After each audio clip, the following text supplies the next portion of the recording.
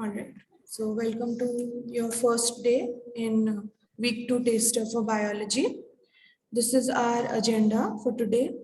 I'll briefly take you through the important Cambridge ASA level curriculum related certain outlines. That is, what are the topics included in the syllabus? How are you going to be assessed?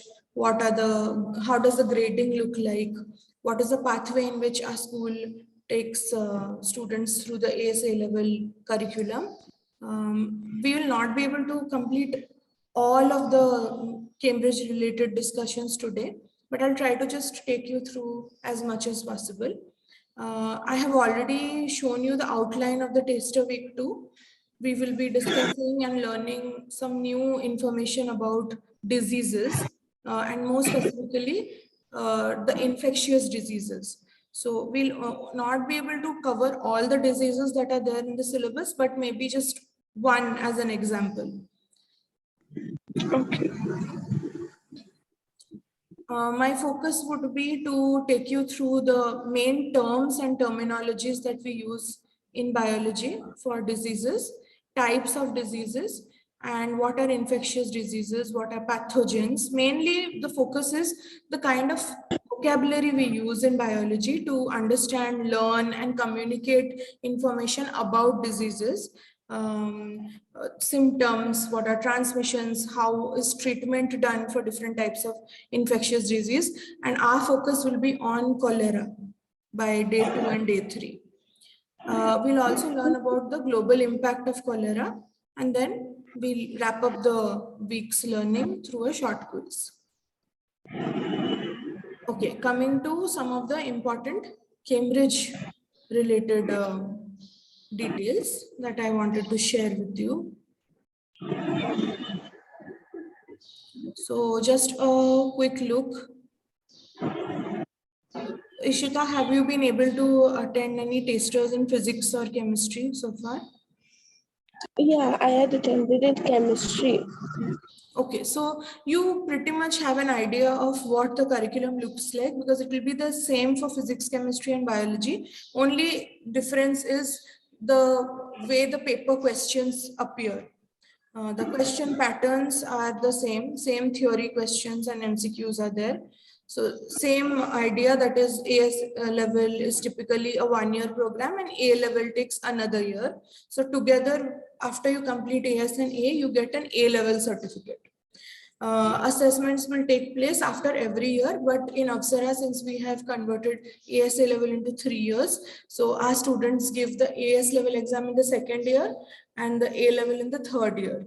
So the year that you enroll into biology, that year you don't give any boards, but the next 2 years are AS and A. So by the end of this week, you'll have an overview of how the syllabus is approached, what is the structure of assessment in biology, and what are some skills you need to develop in order to be successful in these different content areas or topics that will be taught. You will also have to be a very reflective learner when you're doing AS level, because only what is taught in the class is not enough. So Cambridge curriculum suggests that a student spends about 180 hours, 180, about 180 hours in the classroom related materials, and another 180 hours is self-study. So you can understand there is a 50% weightage of how much you are working on the syllabus on your own, apart from how much you're interacting in the class, how much your teachers are directly instructing you, apart from that. So the content load is very high, plus the understanding rigor is also very high. Therefore, you need to constantly revisit, practice, try out different other reference books for reading, go to authenticated websites that Cambridge recommends to study different types of examples, try to answer different types of past paper questions on your own constantly during your self-study time. So that will help you in reflecting your own progress, and taking feedback from teacher definitely will help you to know where you are. on a monthly basis or trimester basis. How will you be assessed? Just like you must have come across in your physics chemistry taster. First, you will, in the first year, that is in the AS level year, which is actually in other schools, AS and A level are for 2 years, but our students get 2 whole years to complete the AS level. If we complete the syllabus by 1.5 years, the other half year we start our A level curriculum. You will be entered for 3 examination in AS level. Paper 1 will be multiple choice, paper 2 structured, and paper 3 will be a practical paper where you actually do the practical that will be assessed. It will not be a written paper only. There will be a written paper, and side by side you will be conducting experiments to take reading and tabulations. A level is for an exam for 2 papers. So paper 1, 2, 3 will be done in AS, and paper 4, 5 will be done in A level. Paper 4 will be like a theory paper where structured questions come, but it is very lengthy because it's a 100-mark paper and it has 10 structured questions. Paper 5 will be almost like the alternatives to practical paper in IGCSE. This year when you gave the IGCSE, we requested Cambridge to exempt all of you from practicals because of the pandemic.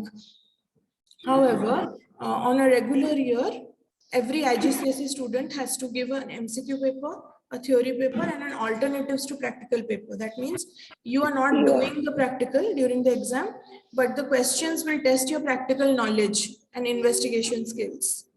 Okay? Yes. Paper 5 is just like that, but the content area again will be a little more difficult, and more detailed questions will be asked about planning an experiment or finding variables. So this will be a shorter paper. It's a 30-mark paper. Okay. So next, I just want to show you the total marks and duration of each paper. This is for AS level. Candidates have to give paper 1, 2, 3. Paper 1 is 40 marks, 1 hour 15 minutes, and 40 MCQ questions. You have to answer any one correct answer from each question. So the 4 possible answers will be given. You choose the correct one. Paper 2 is your theory paper, which is just like the IGCSE theory paper. Only difference is here you get 6 structured questions and 1 hour 15 minutes, 60 marks. And it will only test you on AS level syllabus only, not A level. So the portion that you will be studying for paper 1 and 2 are the same. Finally, paper 3 is going to be your 2-hour paper. The exam is conducted for 40 marks, but on your report card, these 40 marks will be converted to 30 marks. The reason why this is done is because your actually total AS plus A total marks is 260. So if you count over here, this becomes 140, isn't it? So Yeah. So they carry out the examination for 40 marks and then they convert it to 30. So on your report card, you will get a mark which is out of 30. So you can actually convert and see actually how much you must have got out of 40. You will get to know. They do it because they want to keep uniform marking system for both the years. They want to have a 130 mark AS level experience, and then A level will be 130 mark, 100 plus 30.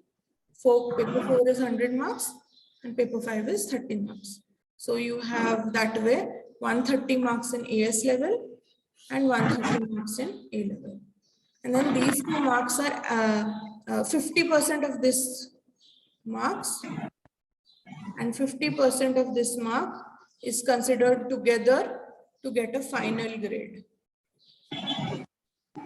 Final letter grade that you get after your A-level exam is not just the marks of your A-level paper 4 and paper 5. It is cumulative of 1, 2, 3, 4, 5. That's why 50% of your AS level marks and 50% of your A level marks are taken together to give you a final grade. Same, Yeah. yes. The same thing is done in all the sciences.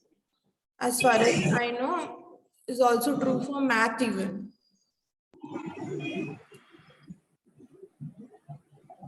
Paper 4, like I told you, 10 structured questions will be there.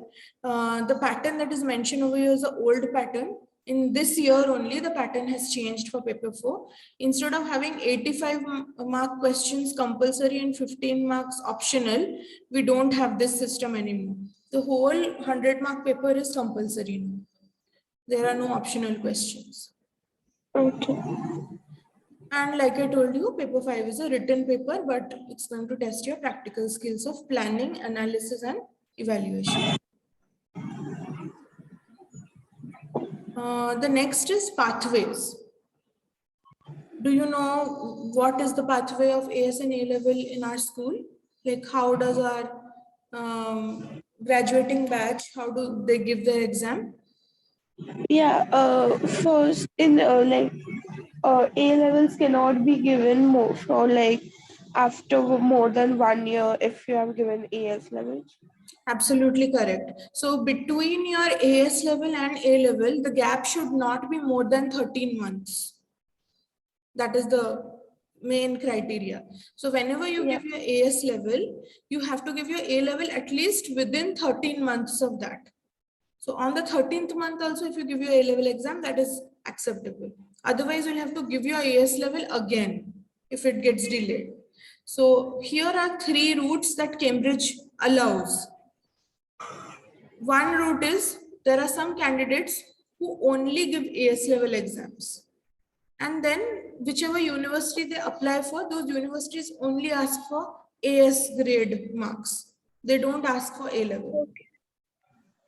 But our students cannot afford to do that because most of our Apsara graduates have to enter into Indian education colleges. And in Indian universities, you have to have the 11th and 12th board degrees with you. If you just bring your AS level degree, in our Indian educational system, it is considered as the student has only passed grade 11. So that is the issue. So we can't make our students give only AS unless they are going to an abroad university where they don't require A level. Okay. But even if a student is going abroad and they only need AS level, we encourage them to take the A level and just keep it as a backup. Because you never know, later on you might come back to India to study in any university, even after your bachelor's. So that becomes a little bit of problem. So in our school, we don't just do path 1. Now look at path 3. Path 3 is where candidates study for the whole 2 years, and towards the end of the 2 years, they give all the papers. Now this is very burdening for science students. Why? Because anyone who has taken science will have 5 papers of chemistry, 5 papers of physics, and 5 papers of bio. That will be 15 papers in just 1 year. It's a lot of load and exam stress. So to avoid that, we do the second path. 3 papers in AS level, and then within 13 months window, 2 papers of AS level. Okay. Yeah, got it. Now, this is something that I already told you. How do you get your final grade? So suppose you gave your AS level exam. On your report card, you will get a grade, but that is not your final grade. Your AS level grade is a temporary grade. And that is why that grade will be written in small letter, not capital letter. So if you've got an A, B, C, or D, it will be written like this. You either get a small a, small b, C, D, or E. There is no F, there is no G in AS and A level. Anything that is less than E is considered as U. U stands for not graded or ungraded. Basically, this is when the candidate has not passed in the paper, and they have to retake the paper. Okay. Now, once you get this temporary grade, let's say you got a temporary grade A, okay? 50% of this grade mark will be added to 50% of your A level mark, and then your final certificate will be made. Okay, so let's say that in AS level you got an A, and in A level you got a B. So then there will be a grade threshold table, just like your IGCSE. Every year, Cambridge issues a different grade threshold table. And according to that grade threshold table, a candidate who has got A in AS level and B in A level, how much should they get? That calculation will be there. And then accordingly, either you get an A star, this time it will be capital. Most of the time, those who get an A star, it is mostly candidates who have A in both the years, or very high A in 1 year and just A in the second year. So they get an A star. So you don't get an A star in AS level. There is no star concept. You only get a star in A level when both the results are added. Okay. Then what are the syllabus topics? I'll just quickly take you through the topics. The first unit is cells and the basic unit of life. Second unit is about biological molecules, carbohydrate, lipids, and proteins. Nucleic acid is also a biological molecule, but it is not a part of second unit. It is a part of unit 6. Okay. Oh. In unit 3, you will learn about more details about enzymes, more than what you have learned in IGCSE. About kinetics, means the biochemical impact of enzyme in any chemical reaction, how the rate of reaction changes. And also you will learn about different factors which can affect the enzyme's activity, like temperature, pH, concentration of enzyme, concentration of substrate, presence of inhibitors, how can they affect how fast or how slow the enzyme becomes. Unit 4 is a focus on, you delve deeper into just cell membrane. And what is the chemical structure of cell membrane? So by the time you reach unit 4, you must have studied unit 3 and unit 2. Once you study unit 2 and 3, you gain a very detailed idea of the chemical properties of fats, lipids, and proteins. And these fats, lipids, and proteins make up a cell membrane. So you will learn about the molecular structure of your cell membrane. And every time in IGCSE, we used to say that function of cell membrane is it allows things to move in and out of the cell. So here in AS level, you will learn how that in and out is happening. What is the process? What are the different types of transports? How can cells receive signals? How do cells know that the neighboring cell is a harmless cell? Or how do cells recognize that something harmful has entered? That is called cell signaling. You will also learn about that. Unit 5 is completely a new concept. Unit 1, 2, 3, 4, I know that in IGCSE, you had a little bit of idea about cell, about biological molecules, about enzymes. You also learned about active transport, passive transport, which you will learn in Unit 4, cell membrane chapter. But in Unit 5, you're going to learn about cell division, how cells divide into 2. And before dividing, what are the different growth related things that happen in the cell? That is the cell cycle. So that is unit 5, cell cycle and mitosis. In unit 6, we study the biological molecule, which I told you, the last one, that is nucleic acids. So your nucleic acids are your DNA and RNA. How they combine together and control this making and breaking of proteins in your body is all about that in unit 6. Unit 7 and unit 8 is again in IGCSE, you learned about transport in plants and transport in animals. In ASA level, you will learn details of the structure of xylem, phloem, how water is transported, what exactly happens when transpiration occurs, why is it easier for plants to pull water through the roots when transpiration occurs from leaves. That is about plants. Now, just like plants, we also have a transport system which transports materials all around our body. In plants, xylem and phloem transport water and sugar. In our body, blood vessels do that. And what the heart pumps the blood through the vessels so that they keep circulating. So you study about all these systems in unit 7 and 8.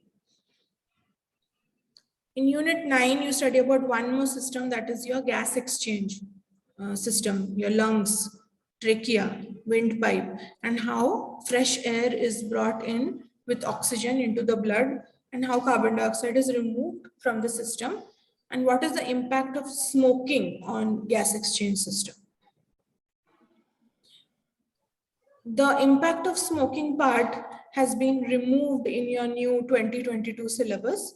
However, you can learn about it as an extended portion. While we are doing the unit, I still teach a little bit about smoking and its impact, just for your knowledge. But there will not be any examination questions around impact of smoking from the year 2022 onwards. Unit 10 is about infectious disease, and the taster week is going to focus on this unit. In this unit, we are actually covering 4 main infectious diseases, but in our taster, we will just study about one. So you will be studying about pathogens. These are organisms which cause disease, and how this disease can go or transmit from an infected person to an uninfected person. That is transmission. So we will learn about who the causative pathogen is, what is the method by which the disease is being transmitted, what are the ways to prevent, control, and treat it, and all over the world, what is the impact of this disease. So there are some diseases which are very less known. However, there are some diseases which are so well known, reason because they affect the nation or the world's economy. There are countries which suffer from certain types of diseases every year, and that is why the government has to spend a lot into health and medical care.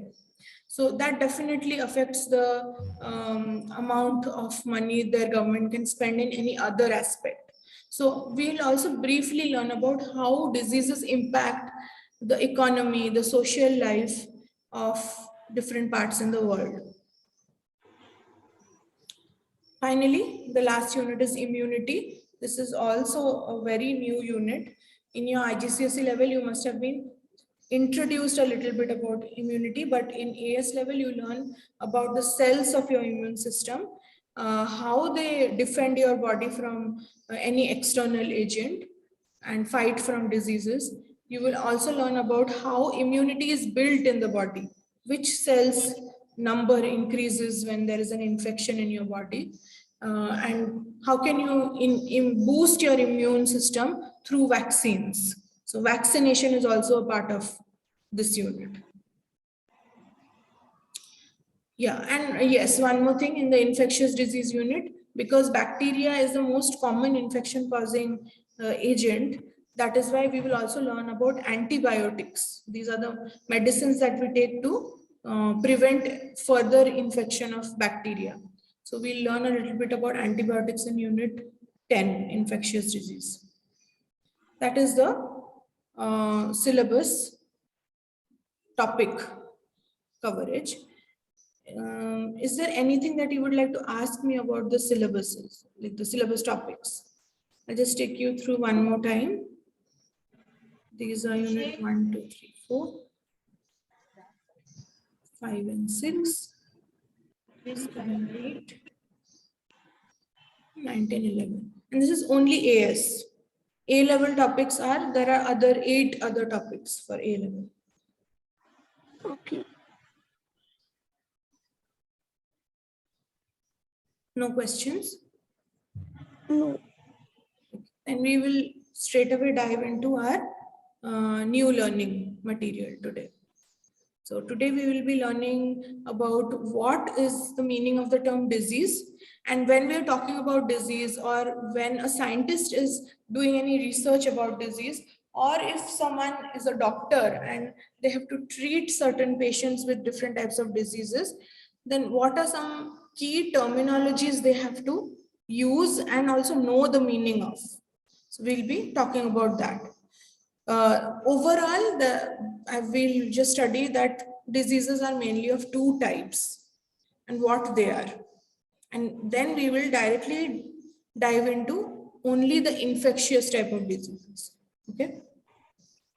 So this is our objective today. We are going to define the term disease and explain the difference between two diseases. Remember, I told you there are types of disease. Mainly there are two types, infectious and non-infectious. So we are trying to find out what non-infectious diseases are. We'll see examples and then we will dive deeper into infectious disease. This will be our focus. So a quick overview of the word disease. What does disease actually mean? Any condition which impairs or affects your health, does not make you feel fit and active, or it is interfering with any normal functioning of your body, that condition is called a disease. Okay, you may quickly note this down and give me a thumbs up if you are done. Yeah.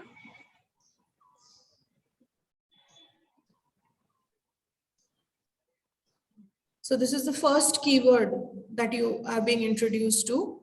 Similarly, many more keywords will be introduced today, so you can just make a list of them by the end of the lesson. Okay? Okay. Done? So any condition which is impairing the normal functioning of your body is called disease.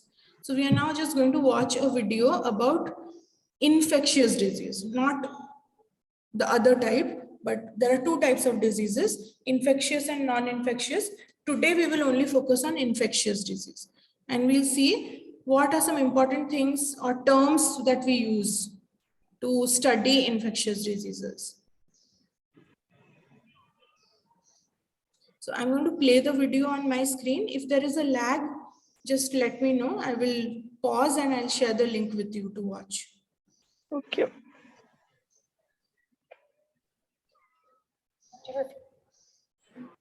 Responsible for the death of around 40 million people globally.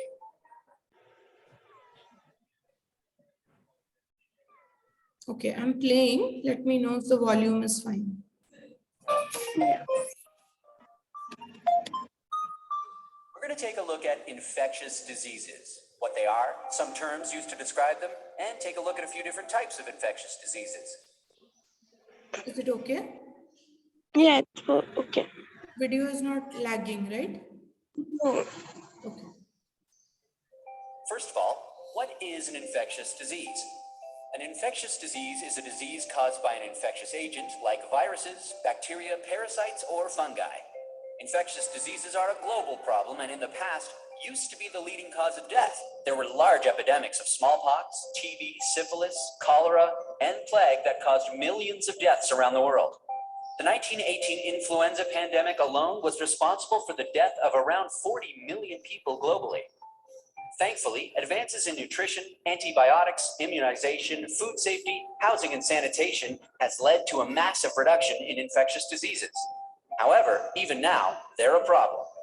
In 2012, infectious diseases were responsible for 3 of the top 10 causes of death in the world.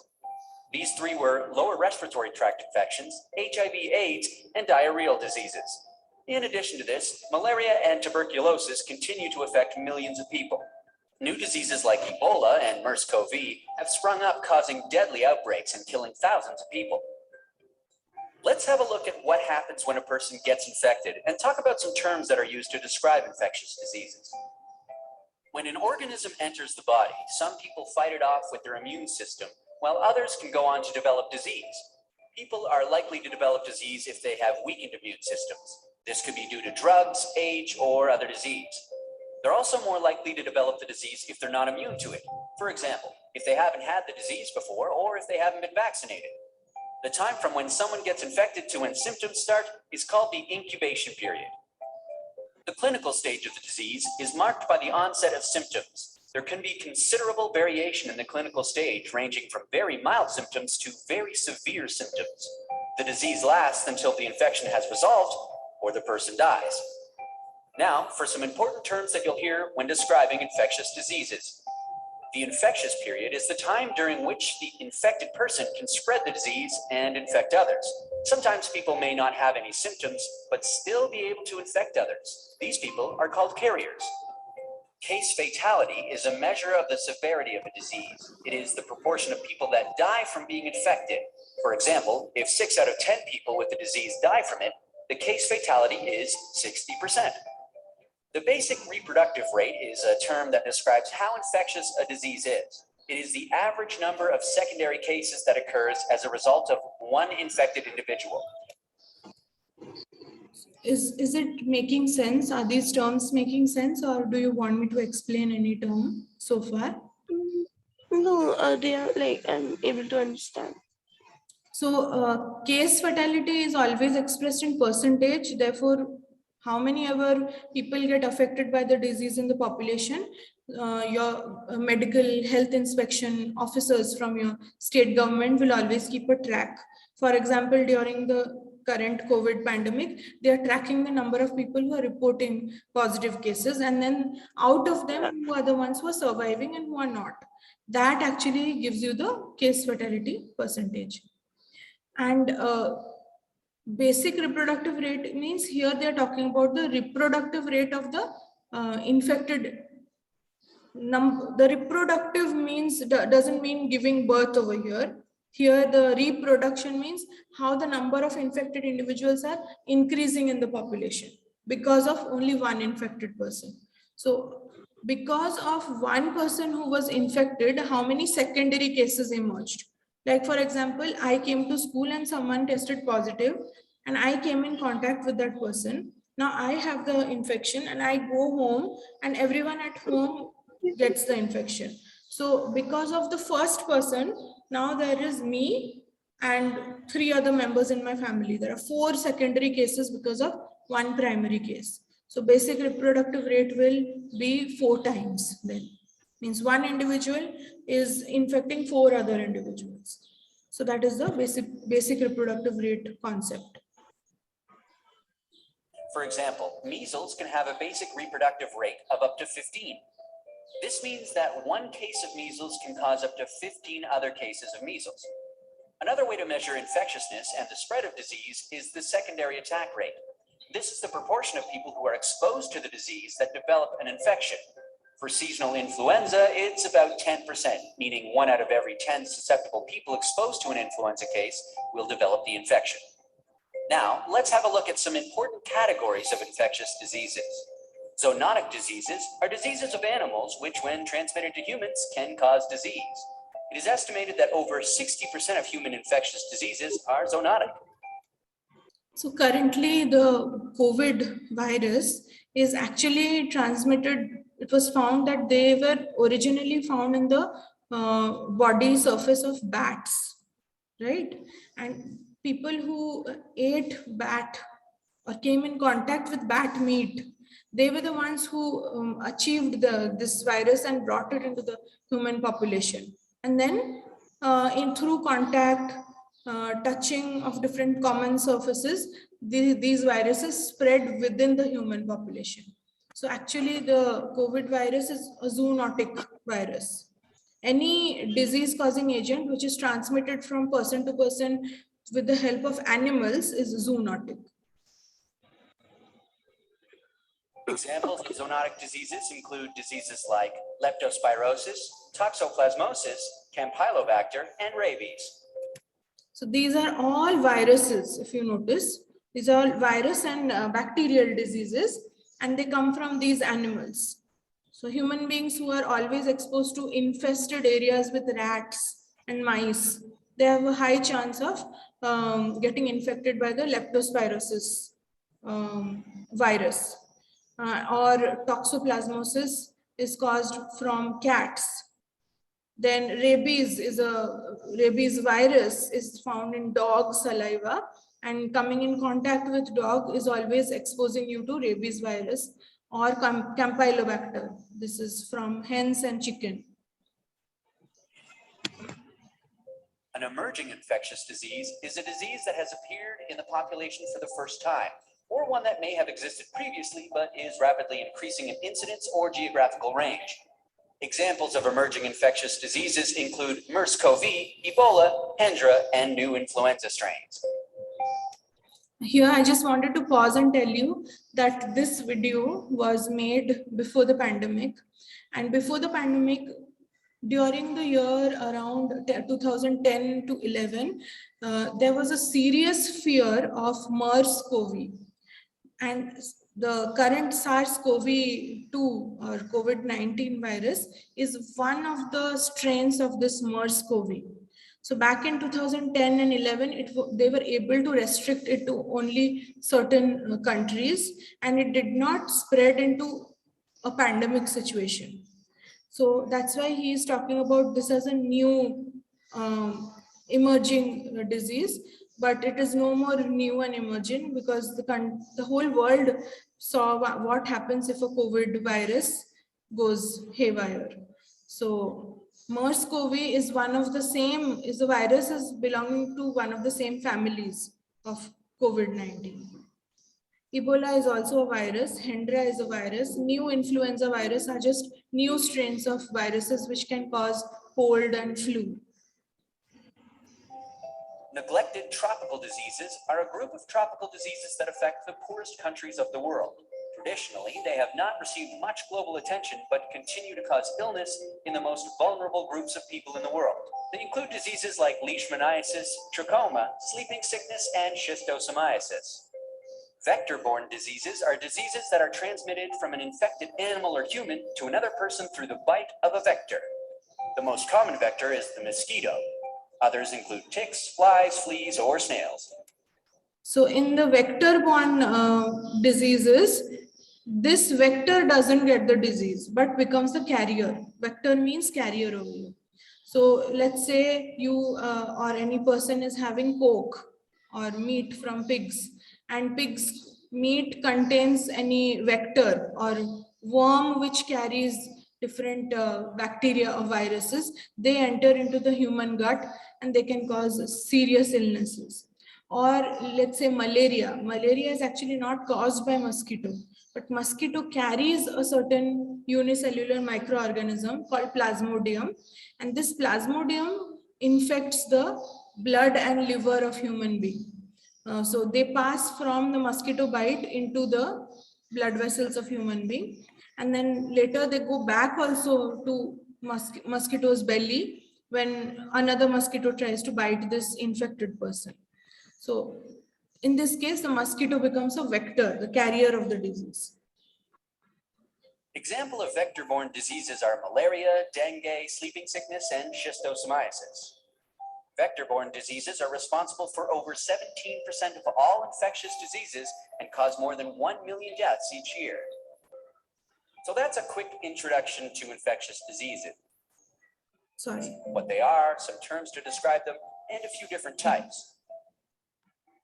What they are, some terms to describe them, and a few different types. So this is just a summary of what we watched in the video. What are infectious diseases?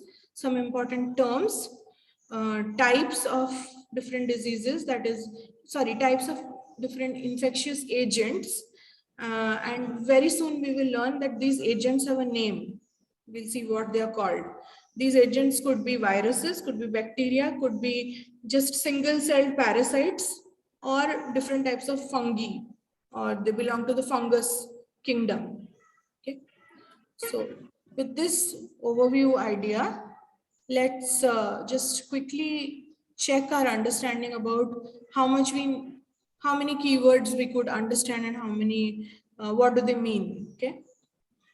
So what we're going to do is, on the slide over here are some keywords on the left and their meanings on the right, okay? Let's see how many keywords and the meanings we are able to match. Okay. So Ishita, go ahead and use the annotate tool from Zoom and match the keyword with the meaning. Okay.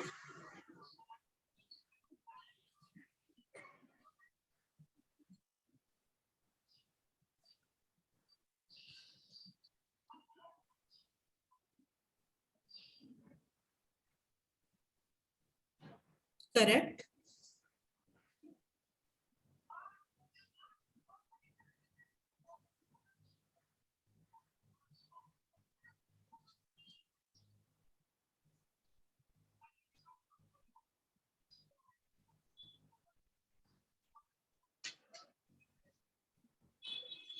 Sorry. That's okay. I will erase it. Yeah.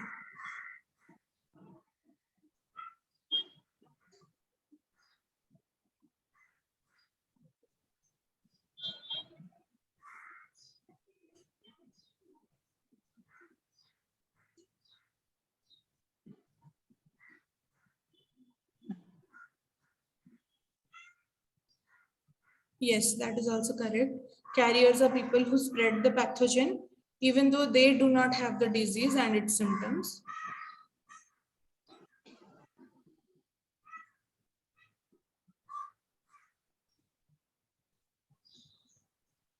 What about meaning of infectious disease?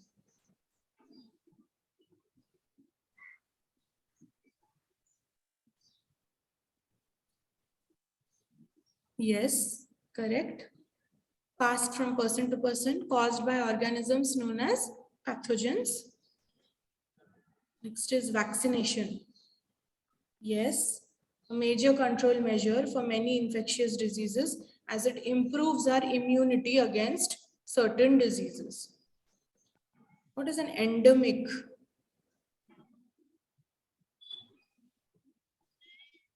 Disease. I think it's this one. Recently, you must have heard many of the WHO reports where they are saying that India is moving towards a condition where COVID-19 will become endemic to the population. Gradually, So India is there will not be any COVID-19. no. If there will be no COVID-19, that means the whole population is immune. If you're immune, you will not get that disease at all. But they are saying that India will become endemic. And you're also seeing that every day, at least a few thousand positive reports are coming. Maybe not from your area or your state, but overall in India, COVID cases are still going on, isn't it? Okay. What does this mean? What is the meaning of the word endemic then? Read the sentences that are left.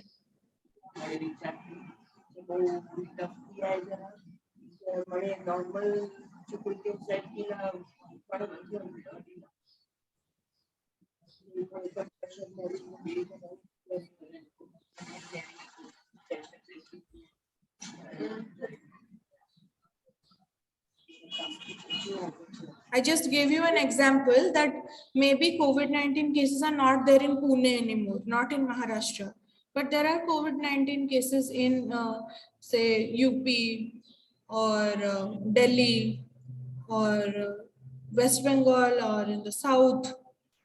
So in your country, there are still cases. Always there are some cases or the other. Number of people who have the disease at a given point of time.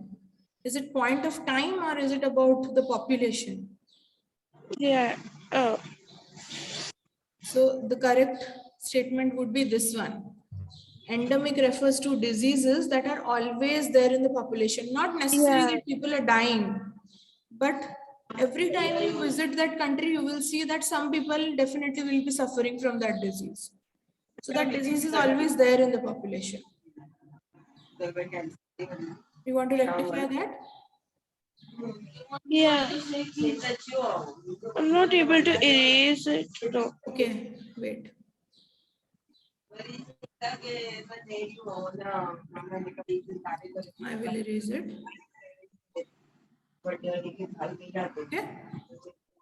Now you have two left, incidence and prevalence. What is incidence and what is prevalence? I think incidence of a disease is the number of people who have the disease at any given. Yes. And prevalence is at any point of time, specifically a week or a month or a year, how many people have been diagnosed with it. Correct. Okay, I will now clear all of this. It's great that you have grasped the keywords correctly so far. There were a few more. Three important keywords that you need to remember. Epidemic means when there is a sudden rise in cases of a certain disease in a population, and number of people who are suffering from this disease are just increasing and increasing. Like an epidemic of, let's say, malaria. You say epidemic, and epidemic outbreak has occurred in say south, in the middle of sub-Saharan Africa. That means huge number of populations are getting this disease, and the numbers are just increasing and increasing. The graph is not hitting a plateau. So then you say that right now the population is going through a condition called epidemic. Pandemic is cases are increasing, but this is not happening in just one country. It's happening in, like, in the whole world. So the word pan means entire or a whole span. Okay. So pandemic occurs when there's an increase in cases throughout a continent or across the whole world. So if the disease is spreading across whole of Asia, then also it is a pandemic. Or across 2 or 3 different continents, then this disease is not restricted to just one population or a country anymore. It is spreading all over the world. Pandemic. And pathogen is the biological agent like a virus, bacterium, fungus, or a unicellular protist that can cause disease, and they can have proteins. Basically, these pathogens possess proteins on their body, and our immune system recognizes that this is a pathogen by just studying which protein they have. Okay, because their protein don't match with our cell proteins, and that mismatch helps our cells recognize that, oh, this is not our cell, this is a pathogen, and immediately our immune system starts working, fighting against them. Next is, I wanted to just quickly touch upon the idea that not all diseases are caused by pathogens. Some diseases are not infectious, like someone can have it and that disease will end with that person's lifetime. Once the person passes away, the disease is gone. Not necessary that someone will be affected by that person's disease or that disease will be transmitted, not necessary.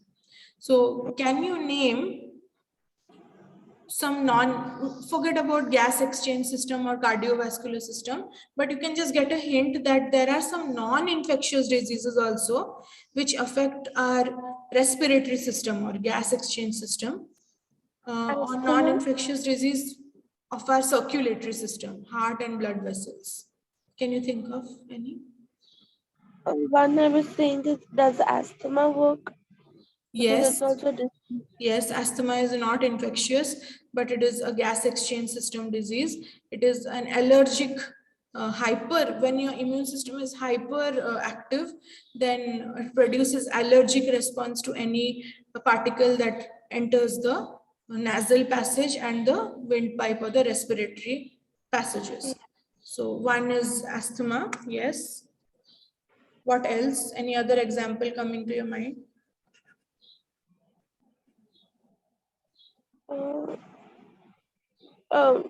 I'm not sure, but there's also this one, I don't know the name, but a disease where there's no immune system in the body, like the immune system is zero, so you tend to catch a lot of diseases. Many diseases are there which are like that, and they're all called autoimmune diseases.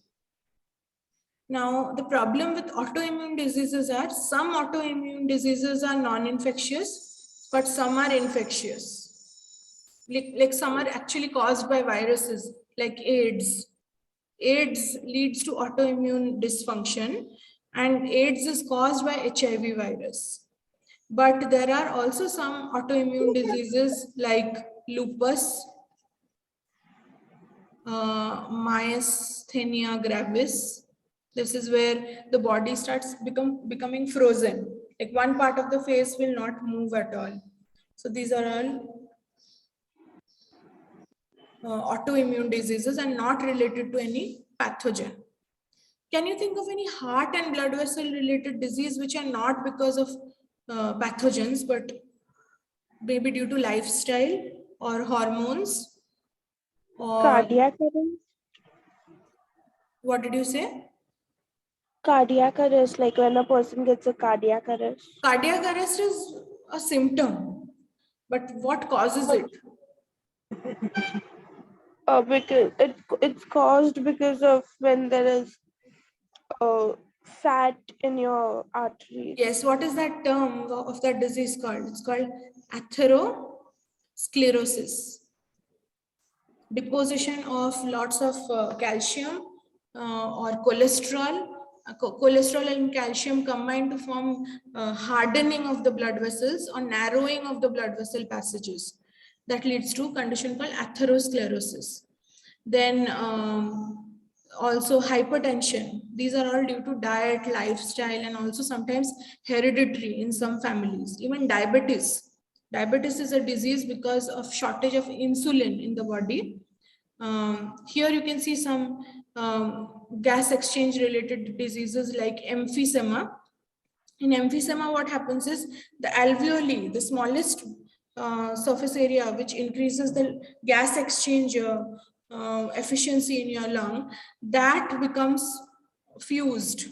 Instead of having many alveoli, people tend to have just big sac. This happens due to excessive smoking, or it could be hereditary. So chronic bronchitis, asthma, these are all gas exchange diseases. Lung cancer could be due to tobacco smoking, or also could be genetic. So these are not caused by any virus, bacteria, fungi. This is not infectious. A person who has lung cancer cannot give another person cancer. Pneumonia, tuberculosis, on the other hand, these are infectious lung diseases. These are diseases caused by bacteria. Atherosclerosis, and like you told, cardiac arrest is caused due to stroke. So your blood vessels start to become narrower and harder instead of being flexible. This is due to having excessive cholesterol in the diet. And that leads to increased blood pressure, and finally arteries and veins inside the heart may rupture and cause a stroke.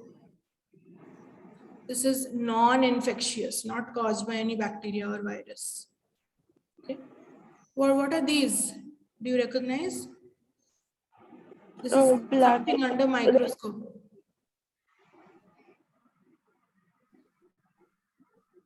Red blood cells?